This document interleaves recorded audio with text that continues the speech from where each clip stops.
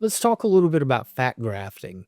Fat grafting is an effective and permanent way of restoring volume to the face and also achieving facial sculpting goals. Now, when we harvest fat, usually from the abdomen, the flanks, or the thighs, we can process it in different ways for different purposes.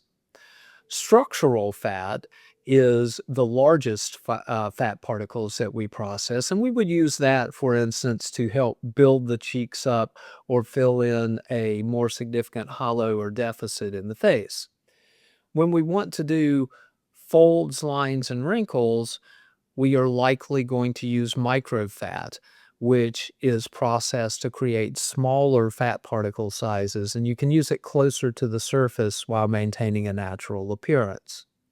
I also want to mention nanofat, which is where we process the fat actually to where there are no cells remaining. But the important thing to remember about all fat grafting, and nanofat in particular, is that fat is loaded with stem cells and growth factors. And that provides stimulation to the overlying skin and the surrounding supportive tissue.